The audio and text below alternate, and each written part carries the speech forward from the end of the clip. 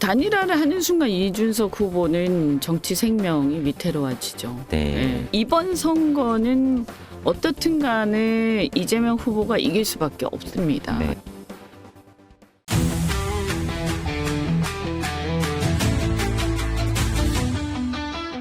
탈당이 되지 않으면, 그러니까 윤석열 전 대통령과의 관계를 정리하지 않으면 단일화도 상당히 어려울 것 같은데, 여기서 말하는 단일화는 뭐 범보수, 이준석 지금 후보를 포함한 단일화입니다. 단일화는 어떻게 최고위원께서는 예상하세요? 제가 이준석 후보면 절대로 안 하죠. 완주. 네, 그럼요. 왜냐하면 그럴 것 같으면 아예 처음부터 나오지 않았겠죠. 지금 지지율도 소폭이긴 하지만 상승을 하고 있습니다. 그런 것도 단일화를 안 하는 이유 중에 하나겠죠? 그렇죠. 단일화를 하는 순간 이준석 후보는 정치 생명이 위태로워지죠. 네. 이준석 후보, 지금 이번 선거는요. 네. 보수는 이게, 그러니까 보수라고 말하는 것도 좀 이상한데요. 네네. 이번 선거는 어떻든 간에 이재명 후보가 이길 수밖에 없습니다. 네. 이 구도 자체가 그렇습니다. 내란으로 인한 조기 대선이기 때문에요. 그리고 이제 일단 준비되지 않았습니다. 저쪽은 지금.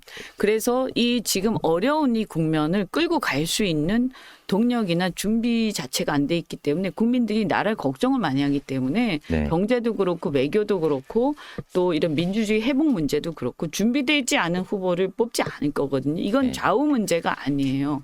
그런데 이런 상태에서 국민의힘이 어차피 안 되는 상황이기 때문에 이번 선거에서는 저쪽에서는 이게 당선되려고 생각하기보다는 이번에 차제에 이쪽 진영의 어떤 상황을 정리하고 당권 말씀하시는 건가요? 아니 꼭 당권의 무슨 권력 투쟁이 아니라요. 네네.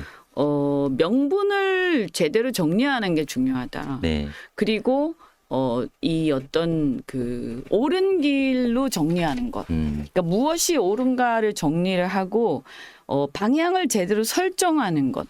그것이 훨씬 더 중요하기 때문에 이준석 후보는 본인이 그런 역할을 하고 싶어 하겠죠. 그러니까 미래의 희망이 되고 싶어 하겠죠. 그걸 더 중시하겠지.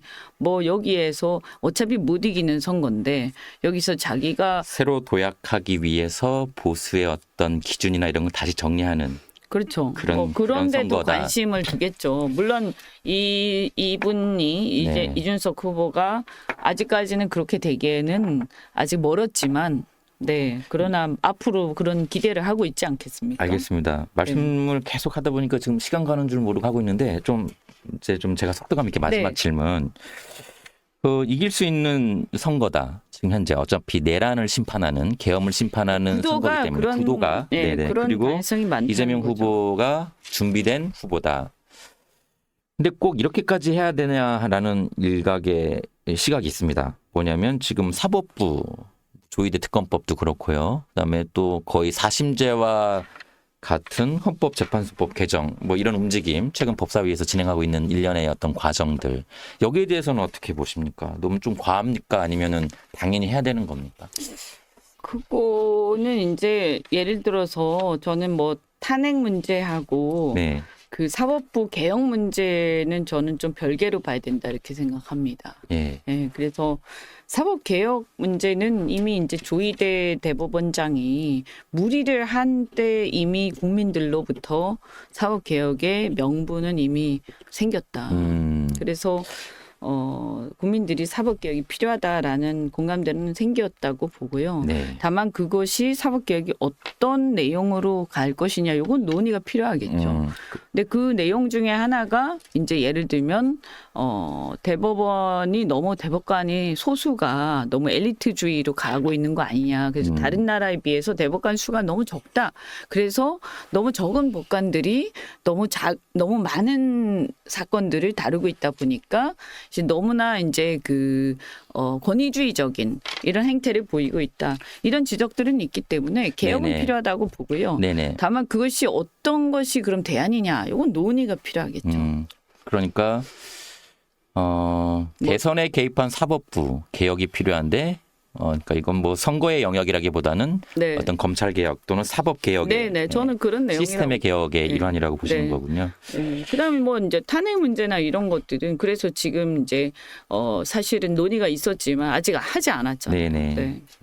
알겠습니다. 그리고 공동선대위원장이시니까 제가 네. 마지막으로 지금 충분한 대화를 나눴고 또 많은 얘기를 했기 때문에 마지막 질문으로 공동선대위원장이시니까 이번 대선 그러니까 승부를 떠나서요. 결과를 떠나서 국민들에게 어떤 뭐가 좀 기억에 남는 이번 대선은 뭐였다라는 혹시 그런 대선이 됐으면 좋겠다. 제가 즉흥적인 질문이긴 한데 네. 어떤 이번 선거였으면 좋겠다. 국민들에게 뭐 통합도 중요하고 실용도 중요하고 경제도 중요한데 어떤 선거, 어떤 대선이기를 바라는 마음이 있으신지 공동선대위원장이시니까 짧게 한 말씀 부탁드리겠습니다. 이번 대선이 네. 우리가 이제 87년 헌법 체제에서 이제 민주화 이후에 이렇게 쭉 왔는데 네. 사실 그 이후에 지금 2025년이니까 벌써 그로부터 한 30 몇 년이죠 이게? 87년부터요? 네. 그렇죠. 지금 뭐 거의 한 30년, 40년 가까이 40년, 네네. 흘렀지 않습니까? 38. 네. 네, 그리고 이 지금은 상당히 이제 시대적으로 보면 전 세계가 굉장한 패권 경쟁 속에 놓여 있고, 네. 그래서 이 자유무역 시대나 이런 것이 지나가고 다시 어떻게 보면 약간 어떤 신제국주의 비슷한 굉장한 어떤 패권 경쟁 속에 들어와 있죠. 네. 그래서 저는 패러다임이 완전히 바뀌고 있다 이렇게 보고 있거든요. 네. 그래서 이런 패러다임 바뀌고 있는 속에서는 과거의 어떤 보수, 진보, 뭐 진영 다툼 이런 것보다 훨씬 더 큰 이데올로기가 저는 국가와 국민의 생존이라고 생각합니다. 생존. 국가와 국민의 생존 이데올로기다라고 네. 생각을 합니다. 그것을 우리 국민들이 대다수가 사실 막연하지만 지금 본능적으로 느끼고 계실 거예요. 기업에 다니는 회사에 다니는 국민들, 자영업을 하시는 국민들 또는 이제 지금 학교를 다니는 국민들 모두가 뭔가 지금 생존에 굉장히 심각한 위기에 봉착해 있다. 벼랑 끝에. 네. 근데 이게 국가적으로 다 공통된 상황이고 이게 지금 이것의 가장 최정점에 대통령과 정부가 있다. 네. 정치권이 있다.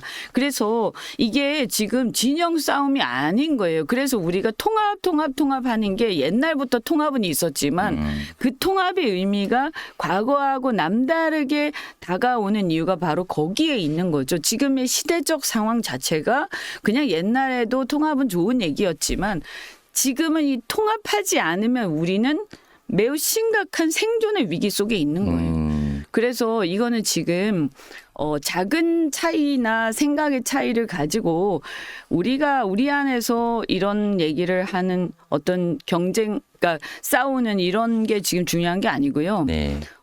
정말 심각한 어떤 우리 전체적인 그 생존 위기 속에 있고 그래서 기업 같은 경우에도 과거에 예를 들어서 대기업과 중소기업 이런 갈등이 있었다면 지금 그게 아니라 대기업과 중소기업 노동자 모두가 다른 나라의 산업 생태계하고의 경쟁 관계에 있는 거예요. 수직적으로. 네네. 그렇죠? 그 동의하시지 않습니까? 네네네. 그래서 이걸 국민들이 다 알고 있어요. 그래서 우리도 지금 이재명 후보나 우리 당도요. 네. 이렇게 생각하는 거예요. 그래서 우리가 중도 보수 할게. 우리가 보수 우리 할 수 있어. 우리도 보수까지 다 끌어안고 우리 이거부터 넘어가자. 이 고비부터 넘어가고 이 생존 위기부터 우리가 넘어가자. 그러지 않으면 우리 어쩌면 나라의 위기를 우리가 방임하는 굉장히 심각한 책임을 지게 될지도 모른다. 역사 속에서. 네, 알겠습니다. 의원님은 본인이 투사 이미지는 이제는 조금 덜하다라고 말씀하셨는데 지금 말씀 들어보니까 여전히 그 강인한 네. 게 있는 것 같습니다. 네. 그리고 생존을 위한 통합 맞죠?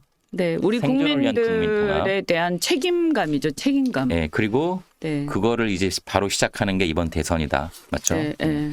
알겠습니다. 오늘 나와주셔서 정말 감사드리고요. 아까 말씀하신 그 목표치, 네. 그게 이번 대선에서 어떻게 나오는지 한번 보고 그럼 나중에 기회 되면 다시 한번 이 자리에 의원님 모시고 싶습니다. 오늘 네. 나와주셔서 감사드립니다. 잘 부탁드립니다. 네, 감사합니다. 고맙습니다. 네.